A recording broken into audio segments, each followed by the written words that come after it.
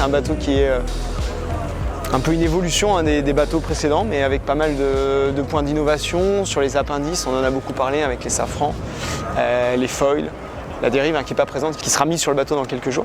Et puis cette forme de plateforme qui est quand même assez différente de ce qu'on avait pu faire sur le bateau précédent, avec des bras droits. On a vraiment cherché à avoir une aéro de plateforme la meilleure possible. Il faut bien comprendre, c'est que plus les bateaux vont vite, plus l'aéro est importante. Vrai, dans d'autres secteurs, je disais tout à l'heure, c'est vrai qu'en vélo par exemple, si on va tout doucement, la position n'est pas très importante. Par contre, plus on va vite, plus on essaye d'avoir une bonne position pour mieux pénétrer dans l'air. C'est exactement le même problème avec un bateau de course.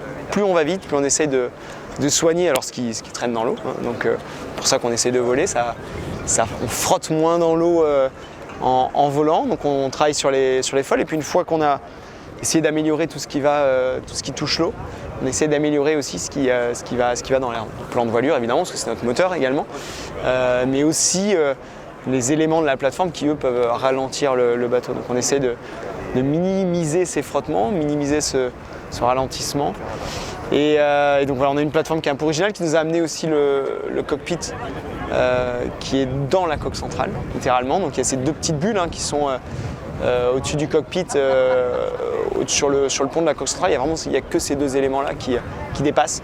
Tout est super flush au-dessus de la coque centrale. En ultime, c'est la première fois qu'on fait ça. Il y a déjà eu un IMOCA avec un peu cette inspiration de cockpit intégré.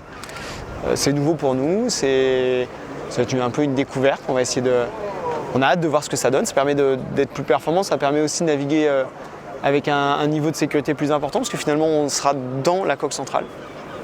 Ça reste un trimaran, on fait tout pour que le bateau ne se retourne pas.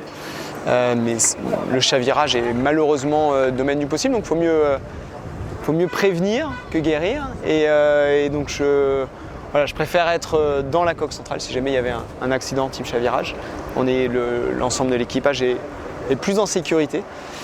Puis on est aussi protégé des conditions qui ne sont pas forcément très confortables. C'est un bateau qu'on espère pouvoir pousser très, très vite, aller à plus de 50-60 km à l'heure en remontant au vent. Donc dans des vents de 50-60 km, c'est-à-dire qu'on va être avec des vents de face, des vents apparents de plus de 100, 110, 120 km à l'heure.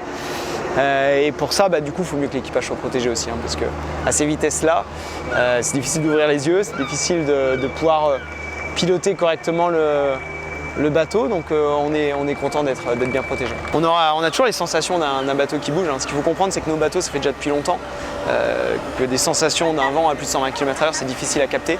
Donc sur les IMOCA, sur les ultimes, ça fait déjà depuis longtemps qu'on est dans des cockpits qui sont quasiment fermés, protégés.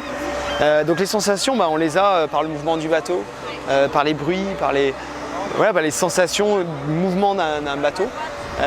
On a aussi évidemment l'électronique, c'est ce qui nous aide à piloter un bateau comme celui-là. Mais c'est pas parce qu'on est à l'intérieur du bateau qu'on n'a pas de sensation. Au contraire, on a même des fois, on est peut-être plus fin quand on est à l'intérieur du bateau, qu'on est assis, qu'on sent mieux les mouvements, plutôt que quand on est dehors et qu'on se fait un peu bousculer dans un environnement qui peut être assez extrême et assez violent. Donc non, on continue à avoir des sensations. Évidemment, on en a, c'est des sensations qui peuvent paraître peut-être différentes. C'est sûr qu'on n'a plus ces sensations devant, mais ça fait sur nos bateaux de course, ça fait depuis très longtemps déjà qu'on les a plus. Qu'on en a d'autres et qu'on essaie de capter d'une manière un peu différente. On a un planning qui est quand même très très serré pour mettre au point un bateau comme celui-là pour traverser l'Atlantique. Puis après, l'an prochain, une route du Rhum, 2018, ça me laisse un petit peu plus de temps pour être capable d'apprivoiser le bateau en solitaire. Et puis enfin, un tour du monde en solo, donc fin 2023. C'est serré, c'est un vrai challenge, mais c'est du domaine du possible. Et donc j'espère qu'on sera très performant autour de la planète en solitaire avec ce bateau-là en 2023.